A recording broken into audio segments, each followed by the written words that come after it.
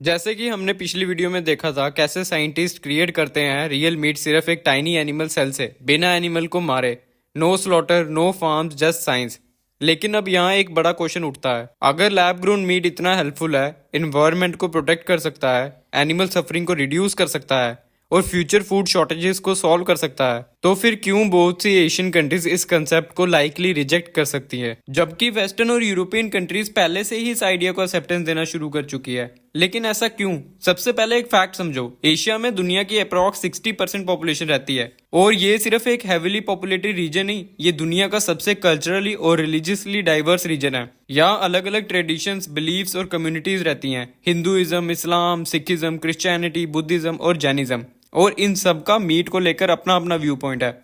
कहीं meet allowed है, कहीं रिस्ट्रिक्टेड है और कहीं फूड रिलीजियस बिलीफ से डीपली कनेक्टेड है। इसी वजह से प्रॉब्लम साइंस की नहीं, ट्रस्ट की बन जाती है। आओ इस वीडियो में देखते हैं क्यों ये सर्टेन कम्युनिटीज लाइकली रिजेक्ट करेंगी लैब ग्रोन मीट को। सबसे पहले हम इस्लाम की बात करते हैं। इस्लाम जो है अलाउ करता है मीट की कंजम्पशन को, पर लेकिन सर्टेन टाइप ऑफ मीट जो है वो प्रोहिबिटेड है, जैसे कि पोर्क का मीट, डिकेइंग मीट या फिर ब्लड। और सबसे जरूरी बात यह है कि जो मीट है वो हलाल प्रोसेस के थ्रू होना चाहिए, बिना हलाल प्रोसेस के जो मीट होगा वो प्रोहिबिटेड है। अब अगर एक कंप्लीटली नया मीट लेबोरेटरी में क्रिएट हो तो नेचुरली सवाल उठता है, क्या ये हलाल है? ओरिजिनली सेल कहाँ से आए हैं? क्या प्रोसेस रिलीजियसली प्योर था? क्या इस पर ट्रस्ट किया जा सकता है?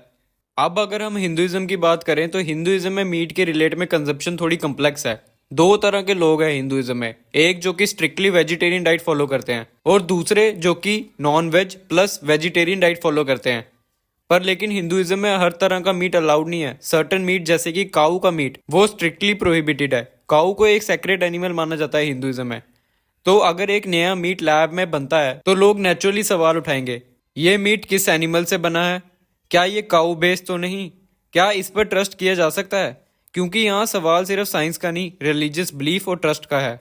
अब नेक्स्ट अगर हम सिखिज्म की बात करें तो सिखिज्म में जो मीट के रिलेट में कंजप्शन है वो अलाउड है, प्रोहिबिटेड नहीं है। पर लेकिन ये जरूरी है कि जो मीट होना चाहिए वो झटका प्रोसेस के थ्रू होना चाहिए। झटका प्रोसेस का मतलब एक ही सिंगल स्ट्राइक में एनिमल को मारा जा रहा है। तो अगर कंप्लीटली न्यू मीट बन रहा है लैब में तो लोग क्वेश्चन कर सकते हैं, क्या ये झटका कैटेगरी में आता है? ये कहीं हलाल प्रोसेस से रिलेट तो नहीं? क्या ये सिख ट्रेडिशन के अकॉर्डिंगली एक्सेप्टेबल है? अब अगर हम क्रिश्चियनिटी की बात करें तो ये थोड़ा अलग है बाकी रिलीजन से। जैसे हमने बाकी रिलीजन्स में देखा कि कुछ ना कुछ रिस्ट्रिक्शंस हैं, पर लेकिन क्रिश्चियनिटी में हर तरह का मीट अलाउड है। तो ये माना जा सकता है कि जो लैब ग्रोन मीट की एक्सेप्टेंस है वो सबसे ज़्यादा होगी क्रिश्चियन लोगों में। पर लेकिन स्टिल लोग फिर भी क्वेश्चन कर सकते हैं, क्या ये जो लैब ग्रोन मीट है इसकी जो न्यूट्रिशनल वैल्यू है क्या वो सेम होगी हमारी रियल मीट की तरह? अब अगर हम बुद्धिज्म की बात करें तो बुद्धिज्म कंपैशन और नॉन हार्म के प्रिंसिपल पर बेस्ड है, लेकिन हर बुद्धिस्ट ट्रेडिशन सेम नहीं है। कुछ ट्रेडिशन मीट अलाउड करती हैं और कुछ वेजिटेरियन डाइट को प्रेफर करती हैं। इसलिए कुछ बुद्धिस्ट लैब ग्रोन मीट को एनिमल सफरिंग रिड्यूस करने का एथिकल सोल्यूशन समझ सकते हैं, जबकि कुछ लोग फिर भी मीट कंजम्पशन को स्पिरिचुअली क्वेश्चनेबल मान सकते हैं। अब अगर हम जैनिज्म रिलीजन की बात करें तो जैनिज्म में मीट के रिलेट में कंजम्पशन स्ट्रिक्टली प्रोहिबिटेड है, क्योंकि Jainism strict non violence principle follow करता है। एक एनिमल को तो छोड़ो, छोटे से छोटा अगर कोई भी लिविंग ऑर्गेनिज्म है तो उसे हर्ट ना पहुंचाने की टीचिंग दी जाती है। इसलिए इवन अगर कोई एनिमल स्लॉटर ना भी हो, एनिमल सेल्स का यूज ही मॉरली कंसर्निंग हो सकता है। तो जो लैब ग्रोन मीट की एक्सेप्टेंस है वो बिल्कुल जीरो है। तो अगर एक लाइन में आंसर दिया जाए, सबसे बड़ा चैलेंज है ट्रस्ट का। तो अब सवाल उठता है कि इसका सोल्यूशन क्या है? ये मेरे अकॉर्डिंगली ये सोल्यूशन हो सकता है, अगर रिस्पेक्टेड रिलीजियस लीडर्स जिन पर कम्युनिटीज जेन्युइनली ट्रस्ट करती हैं उन्हें प्रोसेस वेरिफिकेशन में इन्वॉल्व किया जाए।